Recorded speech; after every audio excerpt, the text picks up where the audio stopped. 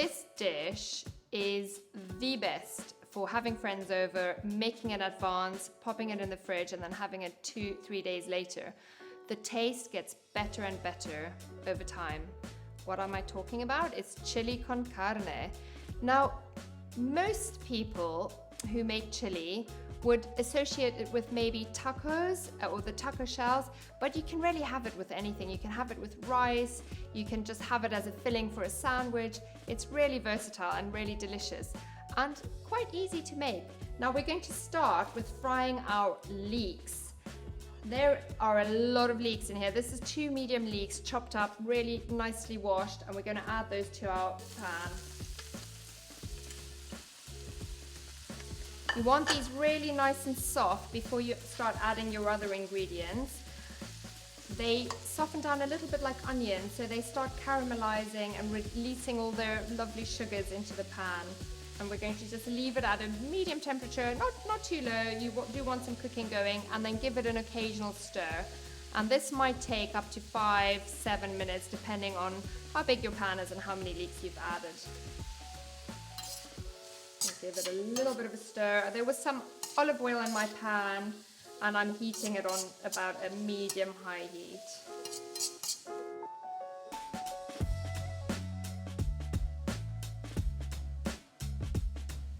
Right, as you can see, the leeks have broken down quite a bit and cooked down nicely. There's about half as much in volume as there was before. And this is at this stage, you're going to scrape out the leeks just into the bowl you had them in before.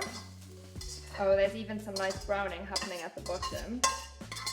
Just try and clean your pan as well as possible without actually having to wash it, because we want to keep all those nice flavors in there. And then we're going to add our beef. So the pan needs to be nice and hot for the meat. Let's add the meat. Now with minced meat, any kind, you want to use your spatula and break it up in the pan. Otherwise it will cook as one solid block of meat. So all I'm going to do is, I'm just going to break it up. Give it a bit of a stir, and again break it up. If you bought meat that has some fat in it, you wouldn't have to add any fat to the pan at this stage, because it will release the fat as it cooks.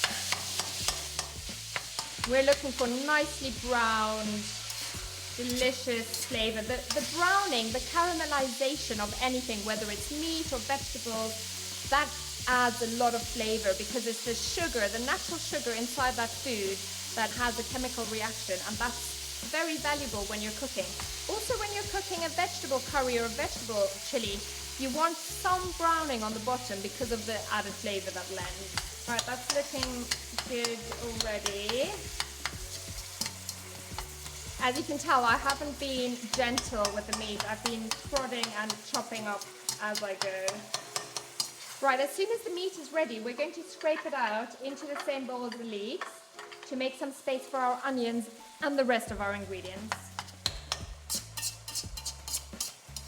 Meat, like any other food, really has some water content which will be released when it cooks.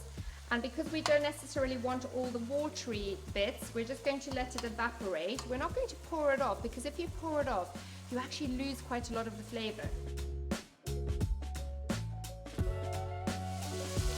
When you're frying things, especially if you want some browning to occur, always be mindful not to overcrowd your frying pan or your pot, or even if you're roasting things in the oven. If you add too many vegetables to the same oven tray, they will give off enough liquid to steam the veggies rather than roast them. So if you have the space in the oven, maybe do 2 trays rather than 1. And the same is true for meat. If we did make a larger batch of this, you would cook the meat in 2 batches rather than putting more meat in the same pan. Right, I think we're ready. Now, as you can see, there is some fat that has been released by the meat. We're going to try and keep that fat in the pan for our onion to fry in. So I'm going to just very carefully scrape out the meat and hopefully leave most of the fat in the pan.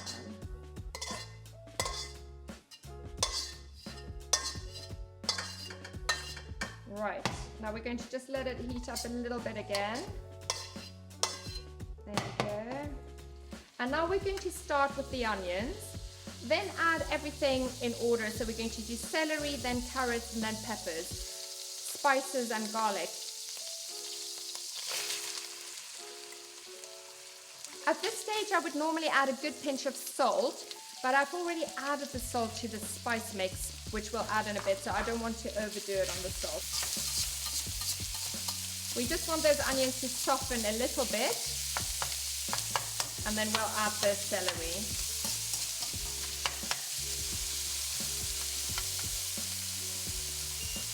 At this stage, feel free to turn the heat down just a tad, as you don't want anything to burn. You just want some nice golden color on there. It's quite important to always sweat your onion before you add other ingredients. Onion has quite an interesting trait in that once you've added lots of other ingredients, it actually never mellows and sweetens in the same way it does when it's just on its own in the oil. So it's quite a good habit to get into, to always sweat your onion first. And you'll see most recipes actually mentioning that. Right, let's add some celery. We'll also add our garlic at this point. Garlic burns quite easily, so you never add that to the pan first unless you're doing a super quick stir fry. Because if it burns, it gets very bitter and then you've ruined your dish. That looks great. While we're waiting for that to cook, let me tell you what's in our spice mix. It's measured out and you'll have the recipe in your link, but just to give you an idea, there's some smoked paprika in there, which is a pepper that has been smoked to give it a really nice rich smoky taste, and then some sweet paprika, which is the same pepper but unsmoked, also dried and ground up. I've got some cumin powder in there, some oregano. If you can find the Mexican version, it's really delicious and it has a slightly different taste. As I said, my salt, some pepper, and a little bit of chili is in there as well. We're going to add that at the end. Right, time for the carrots. As you can see, this dish will also require some really good chopping techniques because you want your food to be relatively small cubes, which means it will make a more homogeneous and nice mixture rather than a big stew with bits of food in it. And the little squares of carrot and pepper are quite small. All great for you to practice your life skills. Right, I think we can add that. And then we're going to add all our spices. And we're going to add back all of the pre-cooked leeks and meat.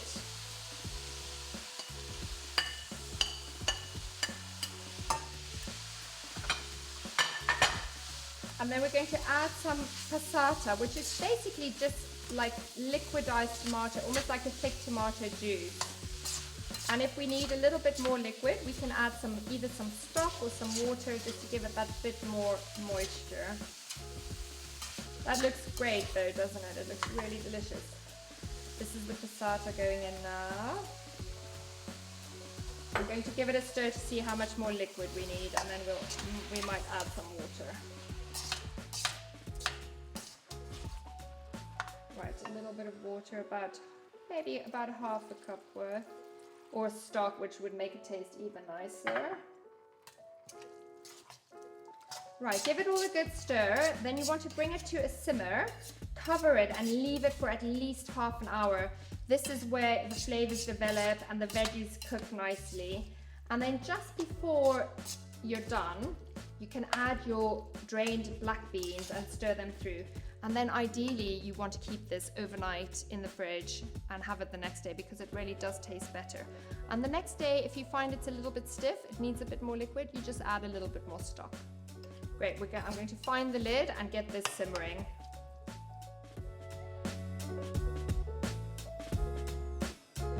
Super, so that's been simmering away for about half an hour. It looks really delicious. We're going to add the beans, give it a stir, and then maybe leave it, if you're not too keen on eating it, maybe leave it until the next day. I recommend serving this with either some Greek yogurt, you can use a dairy-free version, some chopped coriander, chopped chilies, some guacamole with it is really good. Rice with some herbs stirred into it is really nice. And I also really like pineapple, sliced pineapple alongside my chili con carne. But there you go, really versatile. If you're a vegetarian, you would have just left out the meat and either just kept the black beans and just done it with the black beans, or instead of meat, you can add some cooked brown lentils, which ends up looking a little bit like a nice sort of meaty substance. I would say though, then you have a lot of beans, so if you are a little bit sensitive, maybe just stick with the black beans. Let me know if you try it.